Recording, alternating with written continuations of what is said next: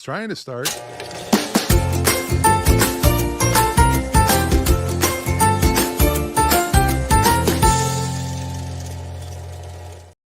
Good evening. Hello. Hello. Hello. Welcome to Cinemaniacs. It's November Cinemaniacs. 4th, 2024. Can you believe it's November 4th already? I really cannot.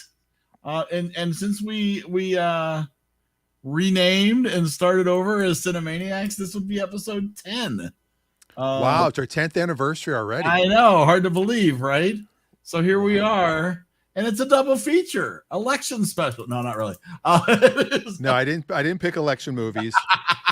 I did find a connection between both these movies. I was gonna say, I think of all the double features we've done a lot. I think these two movies could not be more distant. No, they're very connected. They have a huge connection. Oh no. Oh boy. Love from far away. It's a long distance love affair, both of them. Wow.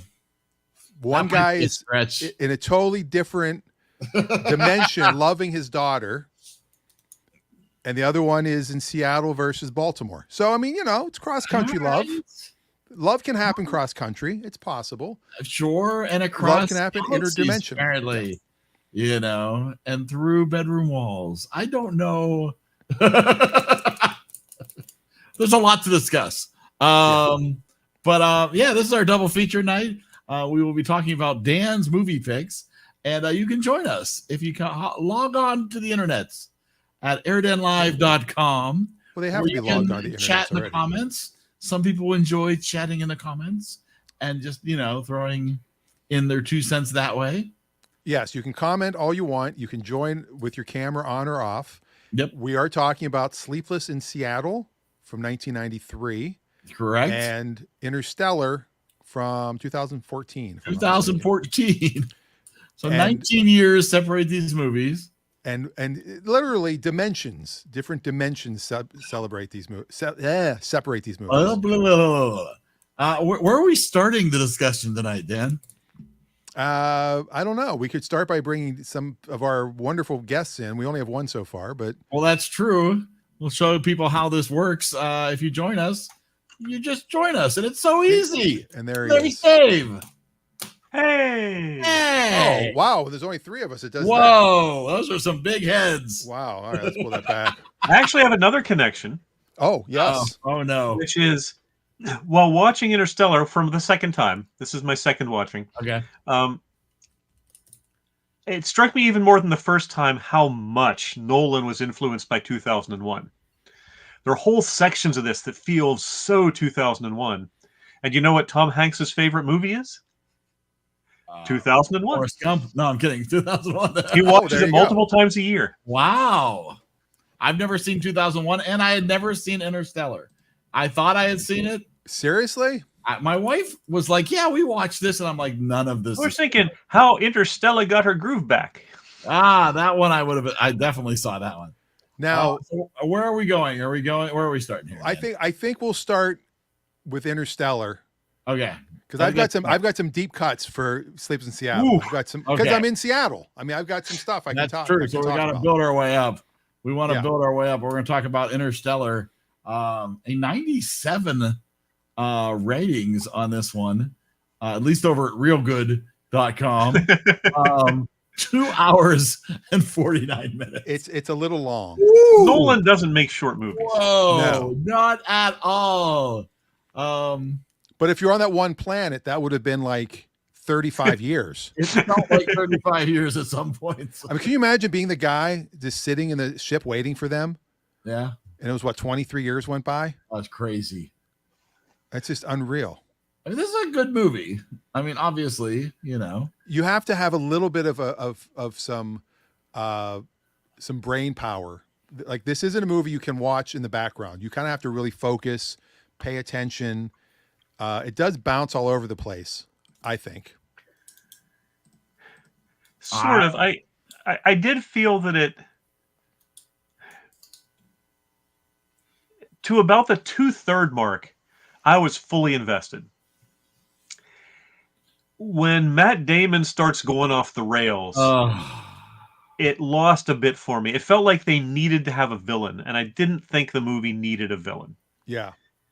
And I felt like that was and just because it's been done in movies like this before, I kind of saw that coming. Yeah. Wasn't a big twist for me, at least. I also was curious. Oh, you made up the data. It's like, no, these two are going off by themselves. He's going to try to kill him. Yeah. Also, did you notice it looked like he was wearing the exact same outfit he's wearing in the movie The Martian? Like, is this a prequel to The Martian?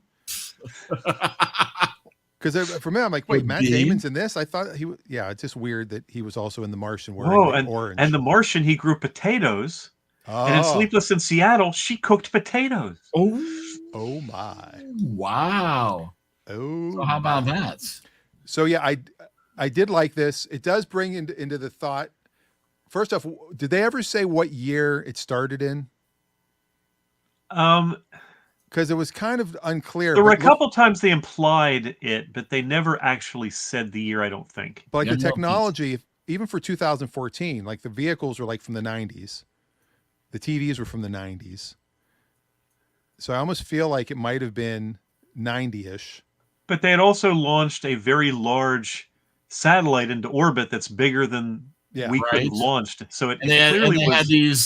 They had those drones that were circling the Earth and everything. Yeah. So they had. Was it in the future, and all the cars that survived were from the 90s for some reason? I think it was probably deliberate to make it somewhat indeterminate, because that makes the movie a little more timeless. Right. Yeah, that's true. And the whole theory of like time travel, honestly, as much as I love it, is really time and distance travel. You have to teleport because none of us are, because we're moving through space right now. So you just can't go back like where we were even when the show started 7 minutes ago. We're no longer. I remember those days. Remember that day? I mean, it was so. Yeah, it was so. I do feel the movie was very good, but it built up. The build up was better than the payoff. Yeah, I will give you that. I will agree. Yeah, they got a little lazy near the end. It was me the whole time. It's not that the payoff was bad. It just didn't live up to what came before it to some degree. So he's the one that told himself to stay. Yes, it is. That's the one thing that also bugs. I never have been a fan of those time loop movies where, well, where did the information originate? Well, I gave it to my past self. Like, but where did it come from? It's the gold watch in Somewhere in Time. Yeah. She gave it to him in 1972 because he left it back in 1912. It's like, well, wait a minute. Well, if you're going to compare it to such a masterpiece. I wasn't going to go there. I was going to leave that alone. I love that movie, and I'll continue to love that movie. I know. No one's asking you to not love it, Dan. There are things in your past that just, they motivate you, they inspire you, and you love them forever, and that's one of them. But I think they had a couple of reveals that they thought would be like, oh, people will be super shocked to find out that there really is no plan A, right? And it's like, kind of felt that wasn't going to work out from the beginning. Yeah. Well, I also found that a little bit, and this is sort of gets down to the laziness aspect of it. It was a pretty hand wavy to say, oh, they needed some data from a black hole for her to solve these equations. Okay. Enhance that data for us. Go ahead. But you have Michael Caine. Oh, always good. Always good. Michael Caine only got older they put him in a wheelchair. That was it. He looked exactly the same. He looked fantastic. Those years did not age him one little bit. Yeah. And I always love that Nolan uses practical effects for pretty much everything. Yeah. There are exceptions because there have to be, the TARS rescuing across the water with the spinning wheel was CGI. TARS. But he never uses green screen and uses no more CGI than necessary. Yeah. I do like TARS. I did like TARS. I enjoyed the design and the sort of the humor settings and I enjoyed the interactions with TARS. I thought that was auto-destruct initiated. That was great. 10, 9. Humor 75%. That's pretty good. Knock knock. I go for 60%. Yeah, there were some good. interactions there. I mean, it was long. Kane was excellent. I think the casting was amazing throughout. Yeah. I thought McConaughey was excellent. The little girl lacked the typical annoying kid attributes that sometimes you get in these movies. Timothy Chalamet. Yeah, how about that? Right? Was that the kid? That was the kid. He was the brother. Yeah, he was the. Yeah. Oh, because then it was Casey Affleck was the adult version, right? Yes, correct. Tom. So somehow I think Tim Chalamet is growing up to be more attractive than Casey Affleck, but yeah, Casey Affleck's becoming more attractive than Ben Affleck. There was dirt everywhere. And he's becoming more like the Affleck duck. Clean dirt out of everywhere. That's really hard. Yeah. Yeah, I mean those scenes of them driving through the dust storm, Nolan's creating a dust storm for them to drive through. Wow. Wow. Yeah. Yeah, I've got some stuff to talk about when we get to Sleepless in Seattle about the weather, so that's a cool tie-in also. I'll say I did read some of the some of the reviews. It's not all good. Well, Nolan's always a bit trippy, and some people can't take those kind of movies. Yeah, my favorite one was there are many words to describe Interstellar. Entertainment isn't one of them. I'm like, oh, dang. And I disagree with that. I mean, I think this movie is entertaining. I think, unfortunately, it gets hurt from how long it is, though. I think that, like, is this a movie I'll go back to again? I don't know, because it's a commitment. Yeah. Now, this is in the trivia on IMDb. It says, early in pre-production, Dr. Kip Thorne laid down 2 guidelines to strictly follow. Nothing would violate established physical laws, and that all the wild speculations would spring from science and not from the creative mind of the screenwriter.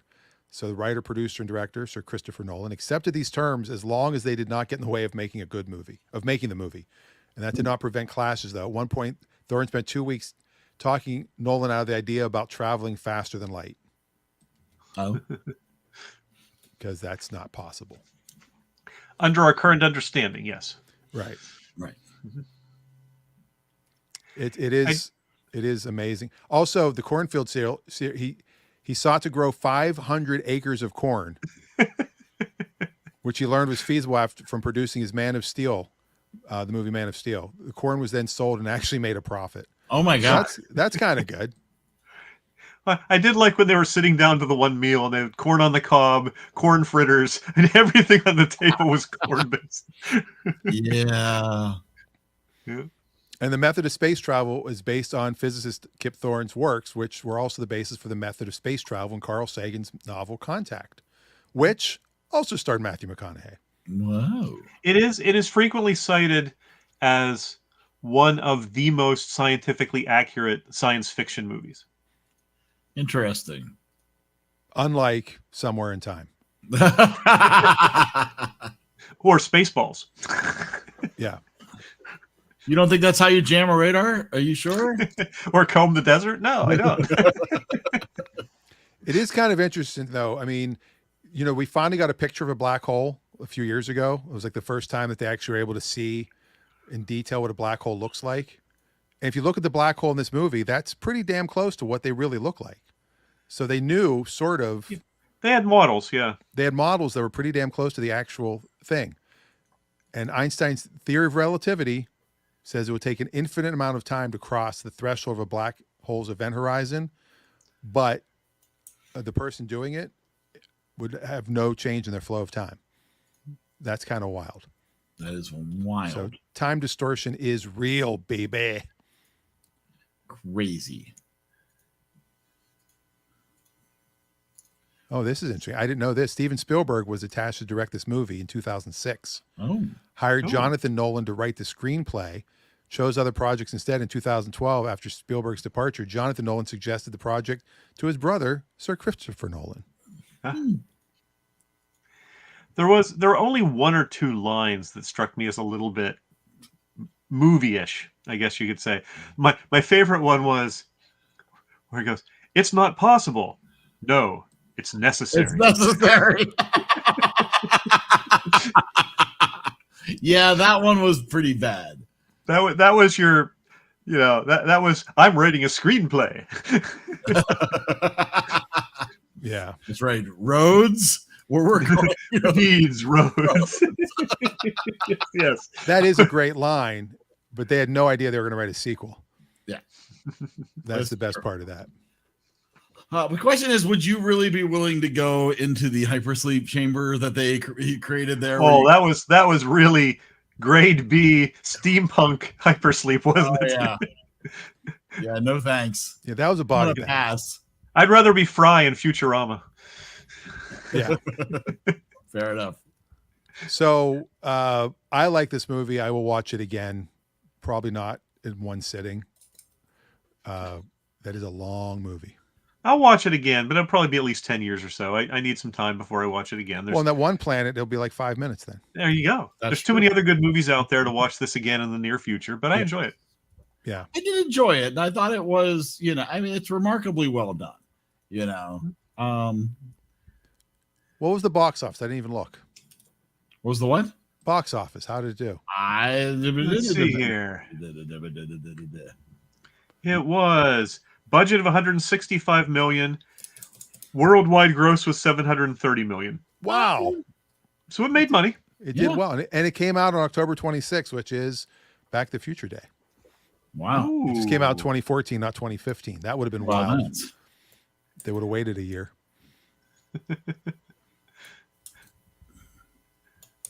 It's so wild. I did not even notice. I wasn't even looking at the cast to see that was Timothy Chalamet as little Tom. Yeah, isn't that wild? Yep. Yeah. And now he's Bob Dylan. No, he's Willy Wonka. And I always love, he's one of my favorite supporting actors. John Lithgow is always excellent. Oh, yeah, absolutely. Yeah. And Michael Caine. The casting in this is really, really pretty impressive. It wasn't perfect, but it was very good. I mean, Anne Hathaway was good, but she wasn't as good as McConaughey in my mind. I don't know. She was just a little too, for someone that was supposed to be dedicated to all of this. And this is maybe Hathaway's fault. Maybe it's the script's fault. But the whole, I want to go to the planet where the guy I have a crush on is, and that was. Well, I think that's reasonable, though. I don't. McConaughey was obsessed with getting back to his kids, right? She is given the close possibility of getting to see. But McConaughey was sort of roped into this. She had been dedicating years of her life to this. Little different scenario. I don't know. I always consider Anne Hathaway to be the A+ version of Liv Tyler. So you had to choose. Well, I like her in some movies, and I liked her in this movie. I just didn't think she was. I didn't think she was pitch perfect the way I thought that Michael Caine was and that Matthew McConaughey was. We should have watched that.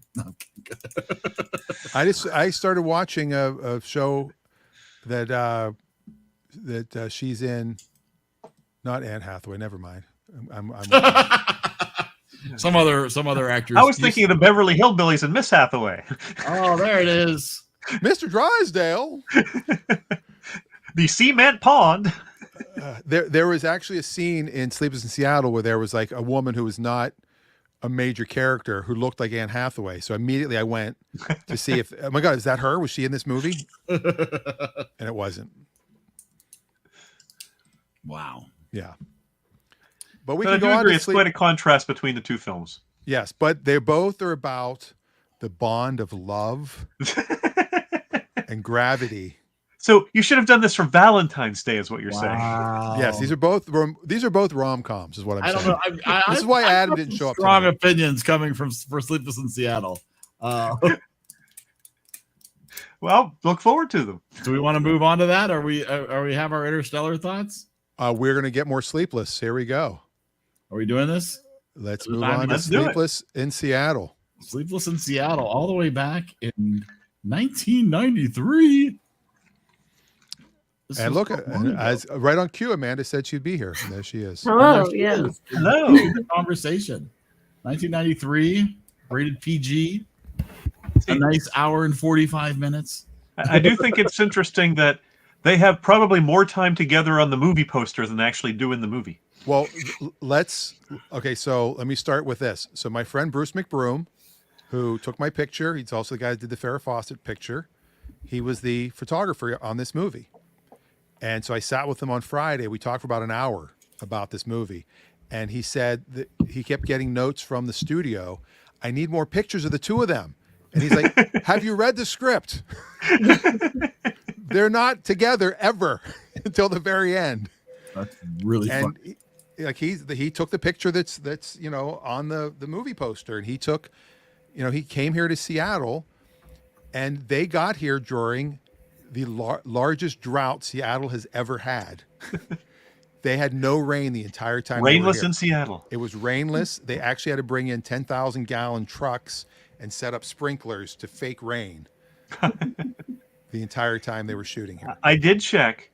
So there are, if you don't count the times when she sees him and he doesn't see her, like when she's stalking him. Right. Or the times in the airport where he's sort of like, lusting after her as she walks away.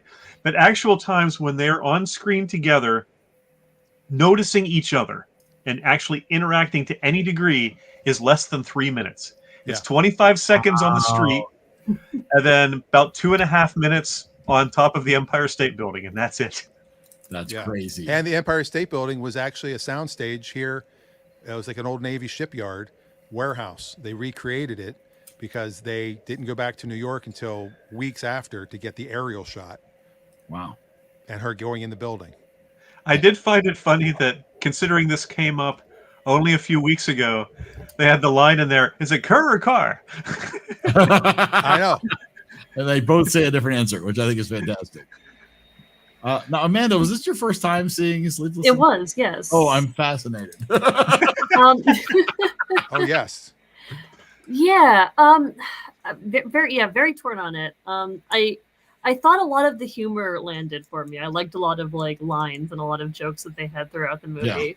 Yeah. It's very quippy. It's a very quippy movie. Yeah. There's some great dialogue. Yes. The characters were annoying in their motivations. I don't know. It was weird that, I don't know. I didn't love the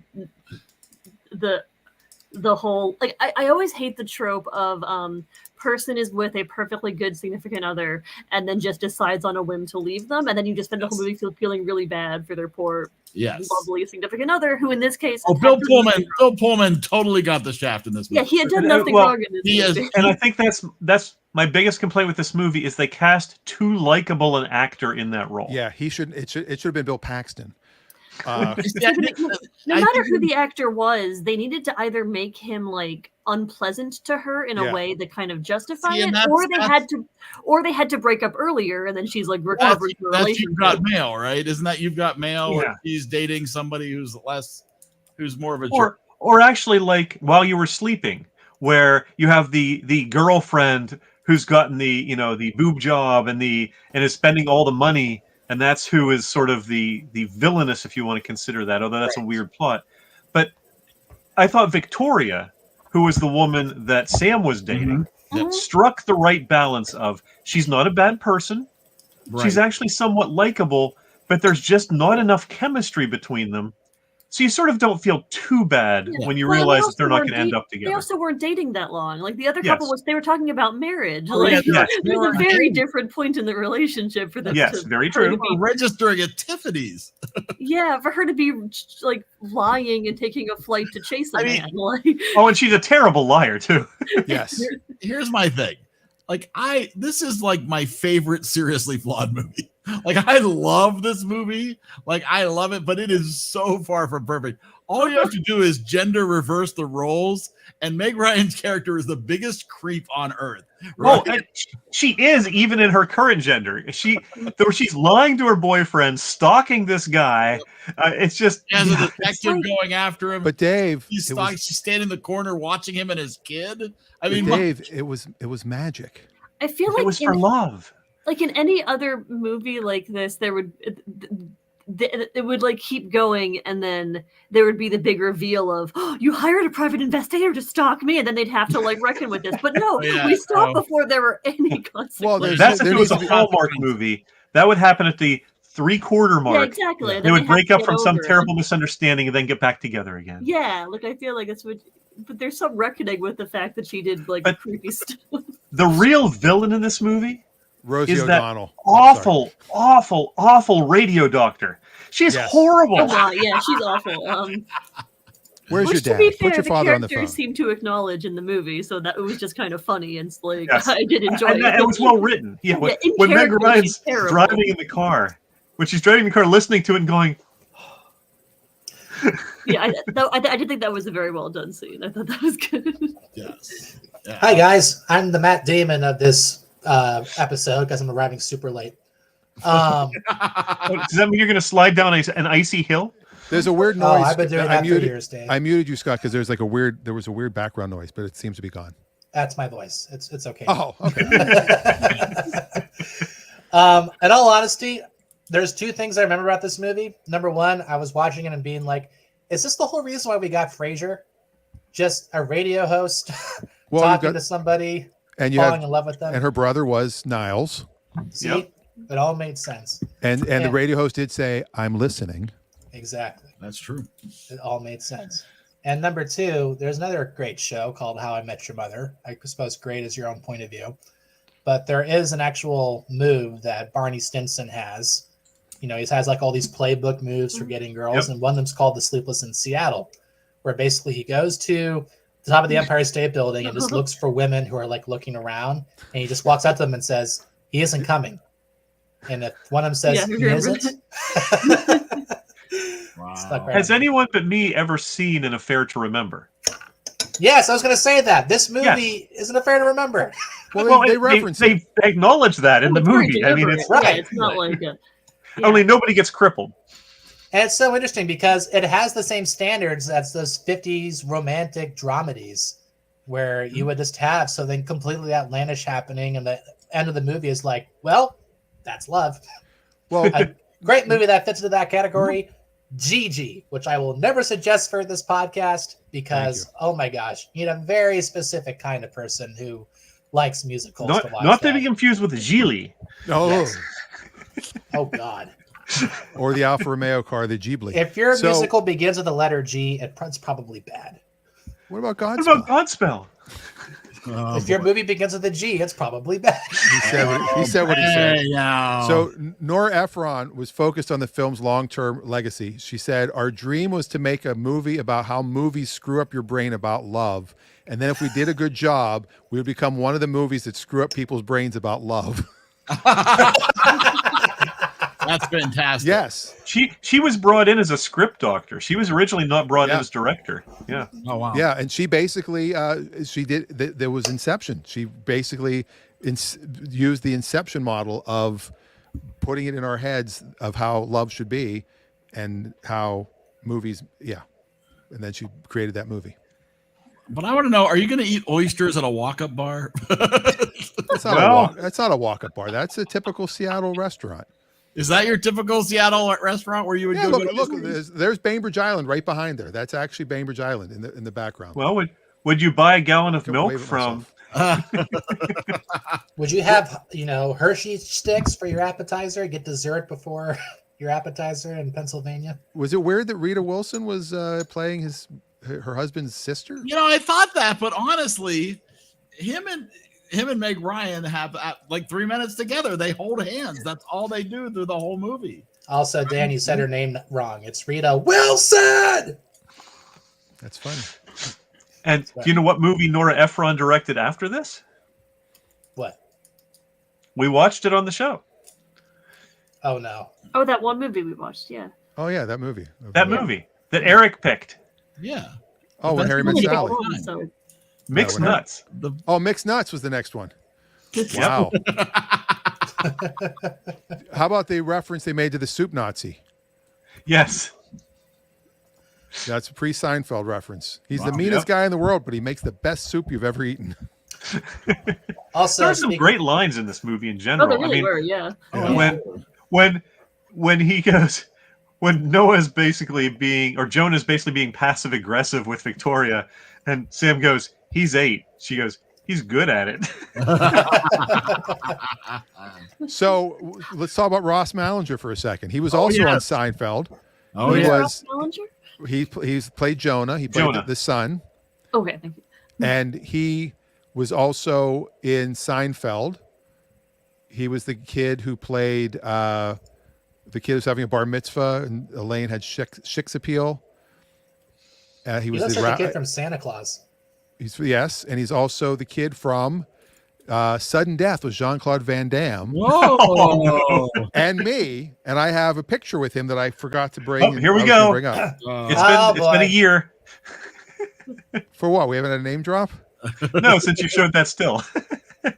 You know, it's probably funny. 30 years have passed, and Dan is still taller than that kid. Well, you know what's funny is Eric tracked the kid down. I did. And he'll be on later. No, but you know what he does for a living? He works at Keys Honda. He's a car salesman. Yeah, he got out of acting. Honda. I'm sorry, man. I can speak for Hondas right now. You're not happy with your Honda. Something wrong with those darn cars. Oh, when they're 20 years old, things happen. Yeah, I guess. I did very much enjoy the son's friend that he made. I wrote down one of my favorite quotes, which was how much does it cost to go to New York? Nobody knows. That was a great line. That was a fantastic line. I also liked, thanks for dinner. I never saw anybody cook potatoes that way. There he is. Showing up right now. Wow. That's his still has his hair. I would ask this guy, your dad, he's Santa Claus. He's so rich and famous. Why does he have to work? Why work in a place like that at all? What do you mean he's Santa Claus? My dad's an architect. I see where you're going with that. I mean, if Santa Claus got divorced 6 times, that would be an amazing movie. I think we have to get Ross Malinger to be on It's a Lot as a. I did think that one of the hard things they accomplished in this movie was, even though she's really a horrible person, you still kind of like Meg Ryan. It's kind of funny. Well, it's like they spend so little time on any character development with her on this movie. I feel like the only reason they pulled that off with her being likable was basically people like Meg Ryan in other movies, and you just assume that she's still that character. She wasn't when Harry Met Sally, right? She's still that same person, and you already like her, so we don't have to do any character development to make her remotely interesting or anything but a crazy stalker, right? See, I don't think I really knew her from other. I don't think I've seen her in a lot of other movies, and When Harry Met Sally, like I said, is I have probably never the seen biggest. When Harry Met Sally. Yeah. She was also the voice in Anastasia. Okay, yeah, I wouldn't recognize her like physically. Though. Well, here's the thing too. Julia Roberts was the original person this movie was for. And that would have then been a very different feel. Kim Basinger, then Michelle Pfeiffer, then Jennifer Jason Leigh, then Jodie Foster, then Janine Garofalo, and finally Meg Ryan got the role. Jodie Foster. Wow. And this is rude to say, but who would have thought Rosie O'Donnell would age better than Meg Ryan? She was in Top Gun. Do you remember her from Top Gun? Rosie O'Donnell, yeah, she played the jet. Was she the love interest in Top Gun? She was the girl. She was the wife. I don't remember what the relation of the guy who died. Of the okay. I think I saw her in that. Okay. She was Goose's girl. Goose's girl. There you go. I did see her. I did see her in that. There we go. Do you know what else is crazy? They had a different actor playing the son, and they fired him and brought in Ross Malinger. Whoa. Was it Jake Lloyd? Hanks avoided specify who the child actor was, but it was not working out, and they brought in Ross Malinger. It was Leonardo DiCaprio. It was Timothy Chalamet. That was Leonardo DiCaprio. He insisted on playing the kid autistic. It was it's like The Ringer. It was actually Matt Damon. It was Matt Damon. So this thing Matt Damon. Yeah, I will say I was worried throughout the movie about the whole like her going like that it was going to be one of those movies where she abandons her current like boyfriend at the altar type deal, where it's like, or she abandons him within sight of the other guy, and it's like, or he catches her, and then so I did think it's in terms of all the movies where it is the nice guy that someone leaves to go chase a random infatuation. I thought it was handled better than a lot of them because, like, he just took that way too well.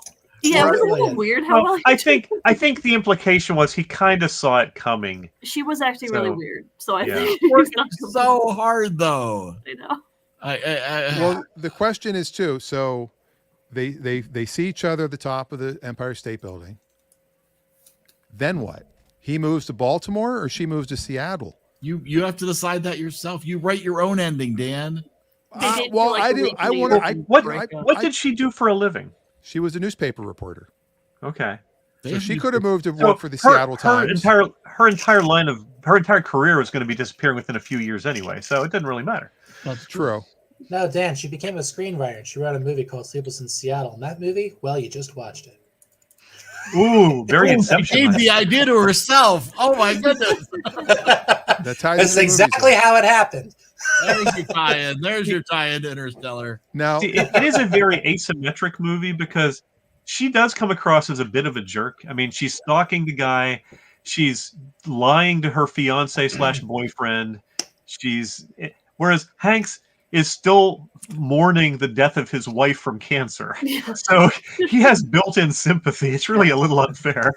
Well, the only weird thing is where he chases her through the airport a bit, but like he doesn't chase her too long, so it's mostly okay. He was just slightly chasing her. That reminded me of the meme, the meme of the guy looking back at the. Yeah. Well, I think the 90s didn't really write women well. Like there was just a really solid trend where they had to have like this really hard edge. And then it was like an egg covering up like just some sort of vulnerability or something that they really wanted. You see that in almost every single 90s movie. Well, the thing that was great about this movie too, though, was they actually filmed it here. Like that was actually the Seattle airport. Those were the end gates in which they just remodeled. But I remember the old end gates looked just like that, where they filmed that scene. And when I was talking with Bruce about shooting it, because I said, "Is this the movie that inspired you to move up here?" And he said, "Sort of. They came up here for Hunt for Red October because they got the submarine out of the base here, coming out of the water. They shot that scene up here." And that was the first time he fell in love with the Pacific Northwest. But he said, your favorite Scottish Russian. Everybody hated when everybody got here first. It was like, oh, cool, they're shooting a movie. He was within 3 days. His wife's rental car had California plates. She took it back to Hertz to get a different car because people were flipping her off. Like, go home, get out of here. We don't want you Hollywood people here anymore. Well, they mess up traffic. They close roads. Yes. Yeah. It was horrible. And they had there was a drought. There were billboards. Like if you see your neighbors watering their lawn, call 911. If your neighbor's washing their car, report them. And meanwhile, they've got a 10,000 gallon water thing spraying water into the air and wetting down the roads. There were people at church yesterday lamenting, and I'm not going to get political, but there were 2 rallies being held in the Pittsburgh area today, one from each of the candidates. And the one was being moved, and the one woman goes, "Oh, I hope not to the convention center. I worked so close to that, and that's going to be a nightmare tomorrow if it's so." And I was like a year and a half, 2 years ago, I was going to a friend's house to play cards late one night and didn't realize that Biden was coming into town. And I was literally sitting on the turnpike for over an hour not moving because they had shut down the turnpike while I was on it. Yeah. So I get it why you don't want these politicians, movie productions, conventions. Sometimes they bring in money, but they also cause a lot of headaches. Yeah. But Sleepless in Seattle has probably made so much money for this city. Even to this day, you go to the airport, they still sell Sleepless in Seattle stuff. Especially when you put the name of the city right in the title. It certainly helps. Yes, that's why Escape from New York just sold so much great merchandise. I've seen a lot of snow globes in the Seattle airport that have the Empire State Building on. I'm always like, what the heck? Wear my Snake Plissken shirt, and go to New York. Yeah. I mean, the movie was so shot here that even when they're at her family house for the dinner, you can see a sign that says Queen Anne, which is a neighborhood in Seattle. But they're supposed to be in wherever they now, went. what about that house that he lived in Seattle? That place was awesome. All right, here's the coolest thing. Charlie Hall, tying everything back around, the inventor of the waterbed, lived across the street from that when they were filming. He lived at the house right across. And he said he watched all of that go down. Well, he is an architect. I mean, they make some decent money. Yeah. Yes. Beautiful house, though. Mm-hmm. Yeah. Now, I really enjoy the soundtrack from this movie. Oh, the soundtrack's amazing. Yeah. Right. It's really cool because it does sort of, stretch, multiple genres, right? But a lot of the classics, but you get a little Harry Connick Jr. in there. Jimmy Durante. Some really interesting versions of things, too. Right. When I was a tap teacher, I would use wink and a smile for all my beginner students to learn their first steps. When at the end they're playing makes the Jimmy Durante makes someone happy, and it immediately goes, "It's Arthur Christmas" or something like that, because that's how they end Arthur Christmas. I'm Mr. How about when I fall in love with make someone happy? Celine Dion and Clive Griffin. Right? I did have to look up though the version of Sleigh Ride, because that was not on the soundtrack album. Horses. But it makes sense when you realize it's by Dale Evans. So it's such a good compliment, and then she turns it off. Turn that off. You were really enjoying that. That's why I posted the link to it. I found the copy of it on YouTube. So absolutely brilliant. The most annoying version of Sleigh Ride is still the one that goes ding-a-ling-a-ling-a-ling-a-ling. I can't stand that. All of them. That's the Phil Spector Christmas album version. That is great. Yeah. Thank you. Yeah. But nonetheless, produced by your favorite murderer, Phil Spector. I enjoy this movie. And I think I don't believe I've watched it in the last 15 years since I've lived here, it's kind of cool to see it now that I recognize so many parts of it. It is definitely an above average rom-com. Yeah. Yeah. Yeah. Despite not finding the characters' motivations intelligent and fairly annoying, it was still a fun movie to watch. Yeah, I didn't dislike it. My favorite seriously flawed movie. Fair, yeah. A lot of wrong things happening in this movie, but it's another thing that's really wrong, if you think about it, is the radio station gave away his address. Yeah. How did they get his address? Well, no, they say no. It was the radio station did not give away his address. The radio station was forwarding letters sent to the radio station to his address. Oh, okay. They called Jonah. They talk about that. Okay, I missed that. Jonah back because Oh, the other connection I have is the mailman. Scott, you'll find this interesting. The mailman is Matt Smith. Oh, I thought you were going to say that's my mailman. No. Doctor Who? So Matt Smith, Matt Smith is a local actor, writer, director, improv guy and a Time Lord. Yes, yeah, different Matt Smith, but he played the mailman. And I was watching, going, "Is that Matt Smith?" And I had to look. Oh, it is Matt Smith.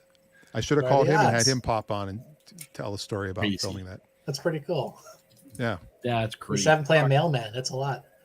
It also gets the length about right, I think. Yes. Yeah, it doesn't overstay its welcome.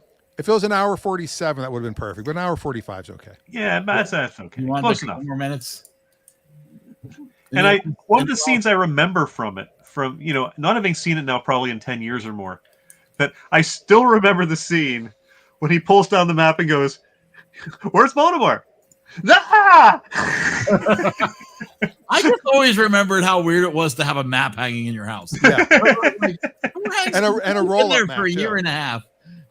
First thing he hangs is a map in the house. I like that. Isn't that where your TV should go? What's wrong with you? No, 10, 15 years out from that. He's trying to set up a good educational environment for his son. Right, exactly. Right. He was in today's world, you would have put out your iPad and said, "Where is this on the map?" You would have put your CD of Microsoft Encarta in. That's right, exactly. This would have, in a modern age, this would have taken a whole different turn. This whole movie would have taken a different turn.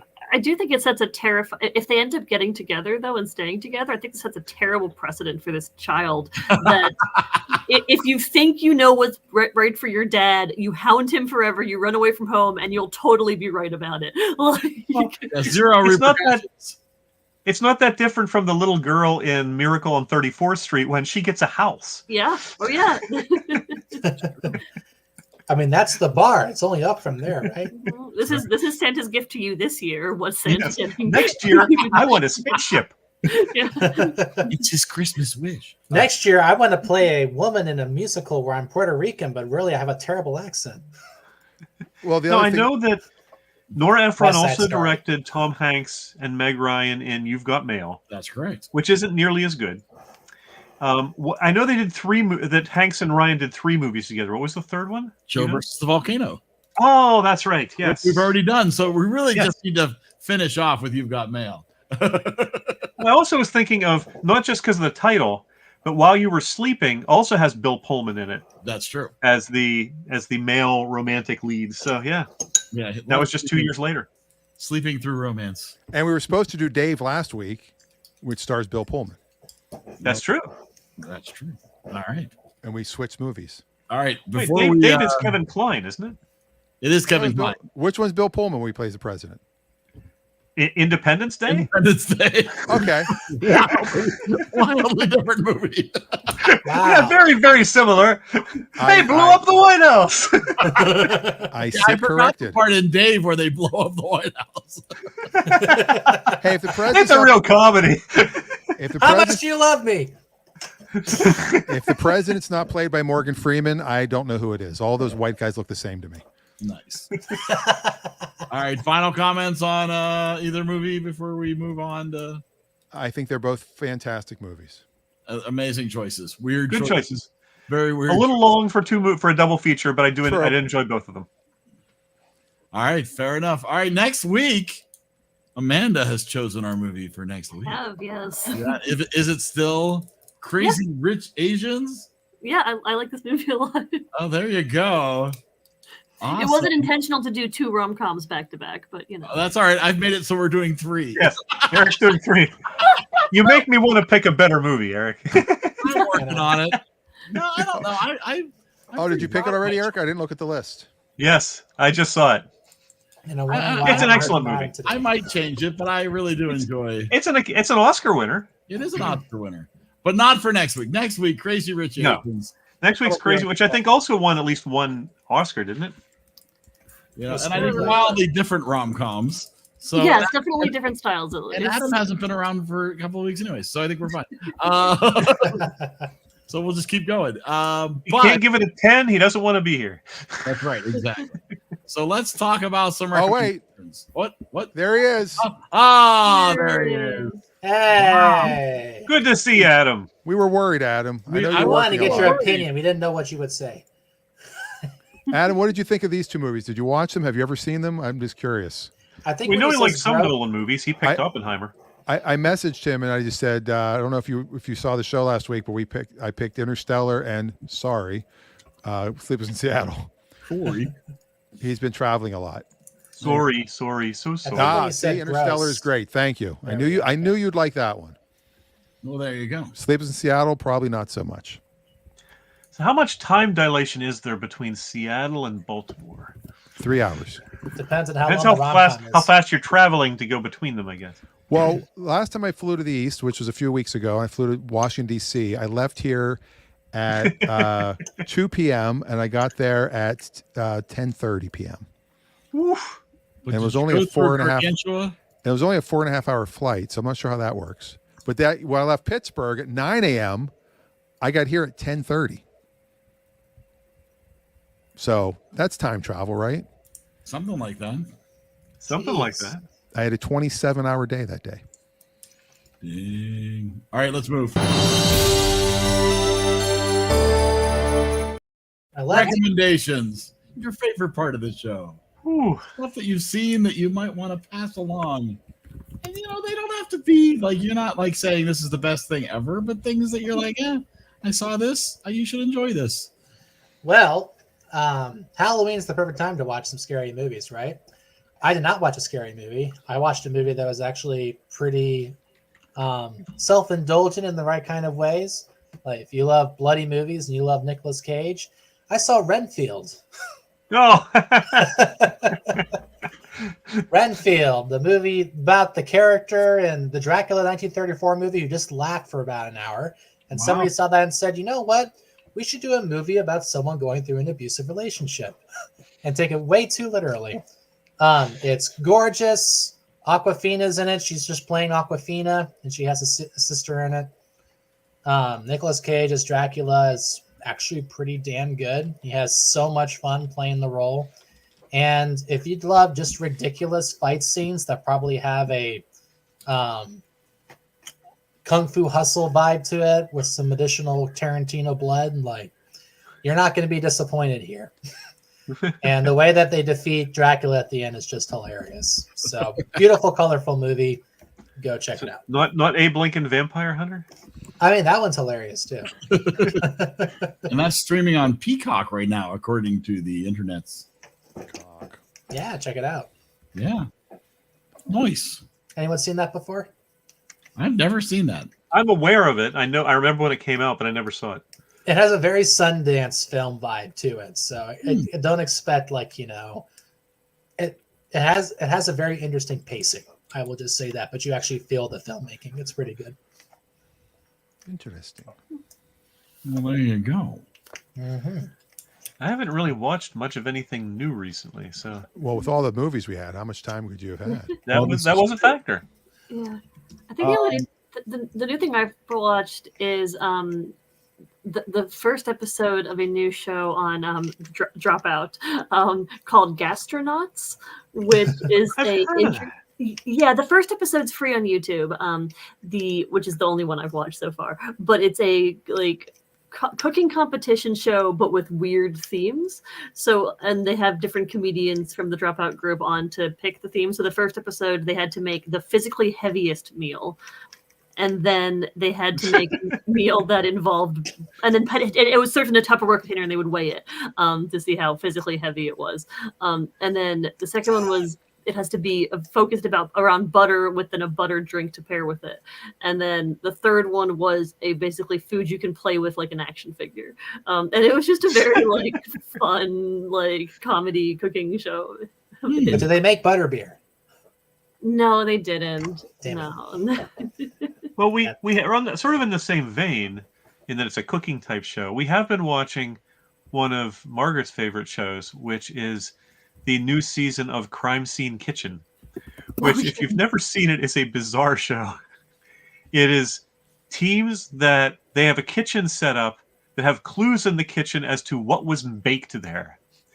And you have to try to pick up based on, okay, well, there's this wrapper in the garbage can, and oh, these are the dishes that are currently in the dish drainer. Oh, there's a half-empty bottle of this in the fridge. And you have to try to sleuth out what it is that was made in the kitchen. And then they judge you on mainly on how accurate you guess, but then if people are close there, on how good the food you bake actually tastes. Oh my gosh. So you have to guess what they made, and then you have to make it. Yes, and you see the host right there, who is also yes. Joe McHale. Joe McHale is the host. Wow. For some reason, I was hoping that Gordon Ramsay would be the host, just so that every half an hour he would say, "You made garbage." Out of the garbage. Well, at the end of each challenge, they have a way drawn out reveal of what the actual dish was. It's Confectionator 3000 reveal. They have this big complicated thing that opens up with fog drifting out of it, and it's really overdone. It was the turkey from Christmas Vacation. I started watching Anna Kendrick's movie, Woman of the Hour. About the serial killer on the dating game. I've seen clips from it. I've not finished, but I do like what I've seen so far, and I will finish it. It looks really good. I want to watch that. It's a well-done period piece, although, I'm looking at the cars going, all right, it's supposed to be 1977, that's an 82. But okay, all right, they make mistakes. I watched the It's 1977, and they're walking by with cell phones, but little things. Little things. They're not cell phones, they're actually communicators. Kirk here. There you go. Yes, because they're coming back to figure out what happened to the whales. Nice. They were killed by one man, and then he changed tastes. All right. Yeah, I guess Adam recommends the Joker. In terms of not recommending Joker 2. Makes more sense. For recommending the Joker. He also doesn't recommend Ohio, apparently. Well, Sleepless in Ohio. I wouldn't either. They're eating the dogs. No, I'm sorry. Go ahead. I'm going to go with one that just left theaters and is available for an expensive rent now, but will be available cheaper later. The Wild Robot. I don't know if anybody has seen. I've heard it. I had friends who saw it and really liked it, and I wanted to Margaret went and saw it without me, and she had somewhat mixed reviews. It's not amazing. Okay. Like some of the reviews I've heard have been like, this is amazing, and you're going to cry. I did cry, but I always cry. But I did not cry as much as I had planned on it. It's Noovie with Maria Menounos. It's so much better. But honestly, it is a beautiful movie, and it is really well done. I'm a little sus about how they made a lot of those backgrounds so detailed. I'm hoping that they weren't AI generated because it is everywhere. And also, I've been kind of warned about seeing a lot of movies that are going to be pro AI, pro robot because, it's trying to systemize things. But again, like it's a stunning movie. Yeah. If they did it the right way, then fantastic. Just hope they disclose how they did it eventually. Well, what is this What's real coming good out site? in the near future that people are excited about? Because we're getting close to the holiday movie season dropping. Nosferatu. Ooh, another version of Nosferatu. Yeah, it's probably going to be the definitive version, according to Google, because that's what happens whenever you remake a movie. It's the most recent version you're looking for, right? There are 2 great versions of Nosferatu already. Why did they? I know.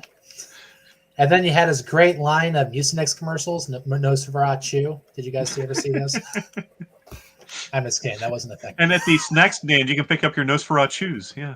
What do you guys think about Red One coming out soon? I was just about to bring up Red One. Boy, are they promoting that hard. Woof. Oh, well, it's a Dwayne movie, because of course it is. Yeah, come on. Chris Evans, Lucy Liu. Even it's J.K. Simmons, though. I mean, Simmons. Yeah. I mean, if Dwayne can't take over the DC universe, he's going to take over Christmas. It's just the way he is. who directed it? Anybody real?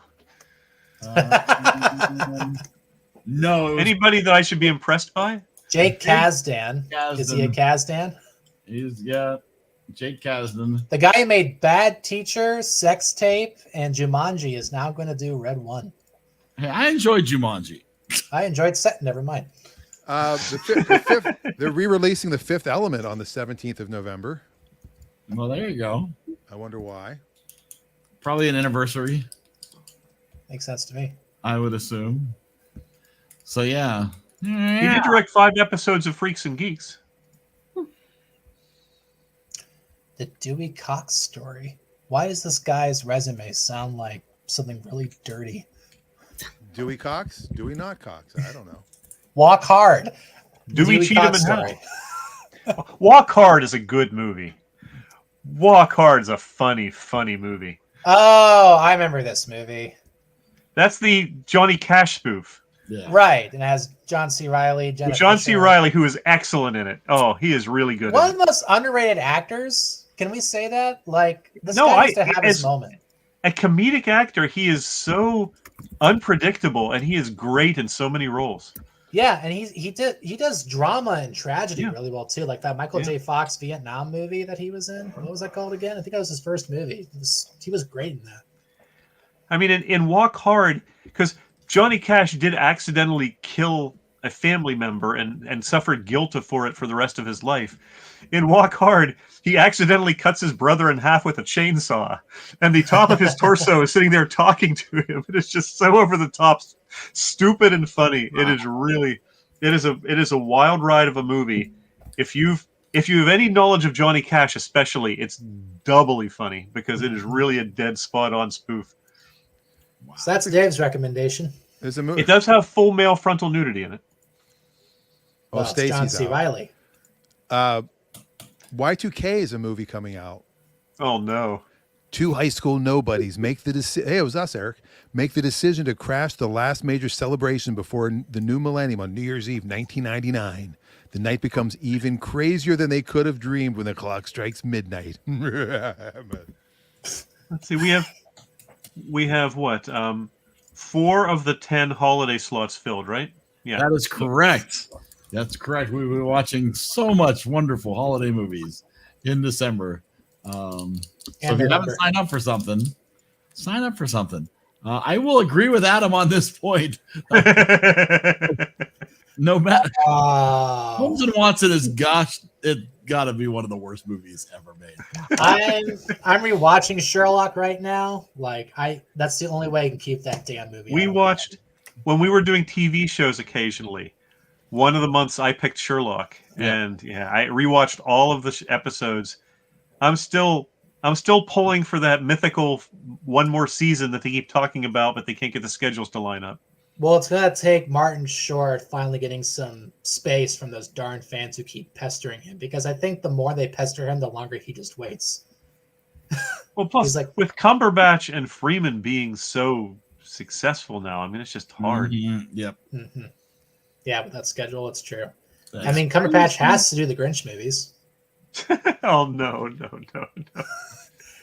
If they had used his freaking dragon voice for that movie, it would have been so much better. Okay, sorry, Eric. I'm sorry. You're good. Okay. I do think Sherlock is one of the best. It's hard to call it a TV series. It's more of a series of movies. You could argue it either way. But whatever you want to call it, it's one of the best series in the last 20 years. It is just amazing. I mean, Harrison Ford giving Benedict Cumberbatch props on the Graham Norton show is one of my favorite TV moments because he just goes, all right, I can retire now. Harrison Ford likes me. Like, this is great. How hard is that to happen? Well, it's Harrison Ford likes... like we talked about in the prior TV show about Jason Segel and the text about Harrison Ford that he has on his wall. You're more likely to win an Oscar than get liked by Harrison Ford. He is one of the current, arguably the number one current Hollywood curmudgeon. And I absolutely love him. I've loved him since I was 12 years old. So keep going, man. He is great on talk shows when the host has the right way of interacting with him. Jimmy Kimmel and he are great together. Yes. And he is always hysterical when he's on Kimmel. He's not as good on all the other shows. I don't know. Him on Conan, whenever he had something to break. Well, that was years ago, but yes, he and Conan had a good, yes, I agree. Yes, he knew exactly what to do. He's like, Harrison, you're here to vent on the fans and make them laugh at you. Just, what do you want to break today? So here's a quick movie update. Robert Zemeckis, who's got the new movie Here coming out. Yes, with Tom Hanks. Tom Hanks and Robin Wright. It just came out, actually. It's not doing well. Jen A. He says the studio keeps asking him for Back to the Future 4, like every 6 months. They're like, do you want Back to the Future 4? He says, are you ready for this? He actually has said to them, I would do an adaptation of the musical, which was written by Bob Gale. I would do a musical version film if you wanted to. And they're like, no, we want to do a fourth one. It's like, he's giving them, because it's going on Broadway until January, and then it ends its run in January. Yeah. I'm actually going to go see it next month here in Seattle. Well, I think they already made Back to the Future 4. It was A Million Ways to Die in the West. He is in that. Christopher Lloyd is in that. That is Doc Brown is in that. Doc Brown is in it. Yeah. That was his follow-up to Ted, wasn't it? It was. Yeah. Ted was a much better movie. I mean, what do you do? F. Scott Fitzgerald? What's wrong with Scott Fitzgerald? I think. Why do you want to F him? Like, how do you do it? Like, you don't have any of the usable cast, really. You'd have to start from scratch and do like a Ghostbusters style reboot. And again, you just lose the magic. J.J. Abrams is doing a Back to the Future themed inspired movie that will have a teenager traveling through time. Oh, I hope an angsty teenager. Yes. Yes. His friends old man. He stumbles across a flux capacitor in the woods and takes it back and accidentally goes back in time. And no, he attaches it to his bike. Spoilers! Come on. Actually, he gets in a cab. He gets in a cab, and the cab driver, it turns out, is Jim Ignatowski from the TV show Taxi. And then he goes back in time. Yes. He falls in love with his own grandmother. He turns out to be his own grandfather. And his mother's played by Elaine Nardo. Why am I forgetting her name? Marilu Henner. And Tony Danza shows up. I mean, that's really what they should do, is Back to the Taxi. One of the funniest things I ever remember seeing on a talk show was when Marilu Henner was on, I think it may have been Letterman. And she was talking about the fact that she has an eidetic memory. Right. And she can remember what she was, you name any date, and she can tell you what she was doing on that date. And he goes, it may have even been Carson. He goes, well, how about, July such and such, 1969. She goes, how did you know? What? How did you know? He goes, that's the day Neil Armstrong walked on the moon. She goes, oh, yeah, that was the day I lost my virginity. I remember where I was. I was sitting on the edge of my toilet. One small step. Oh my Why is it on the edge of her toilet? It was hysterical. That seems like a great place to do the end. Doc Brown thing. I was sitting on the edge of my toilet about to put the... I thought I did want to. You're the Back to the Future guy. No, you said losing virginity. I'm like, why is a woman sitting on the edge of her toilet losing her virginity? That's a weird way to lose It's your virginity. Mr. Robot. I don't know. All right, I'm going back to the movies really quick. Thank you. So I'll share one interesting fact that we didn't cover about Interstellar, which was the elderly woman who played Murph throughout the movie. Do you know who that was? She didn't play her throughout the movie. She played her at the end. Well, they kept flashing. There were interviews throughout the movie. It was at the Was end. that her? But she was on screen multiple times throughout the movie. You saw her talking about like, oh, we were all farmers back then. Like that scene of her on a screen shows up throughout the movie and through the interview. And that was Ellen Burstyn. Yes, it was. Alice from the movie we watched 4 weeks ago. Wow. I personally thought it was a little cold to say, I get the thing. No parent should watch their child die, but go away. I haven't seen you in decades. Go away. A little rough. That was a little rough. But yes, that was Ellen Burstyn, who we had seen in Alice, whatever. Alice doesn't live here anymore. That was interesting. It's like, we just saw her. Yeah, we did. Good call up. So there you go, and I'll end us on that down note. So, well, we'll see how tomorrow rolls, right? Next week, crazy rich Asians, I believe. Yep. Yes. Everybody go vote if you haven't already. Vote. There you go. Absolutely. Vote often. See you, everybody. Bye. Good night. Are you ending this or am I ending this? I'll end it. Here we go. Great. Bye. I'm trying to.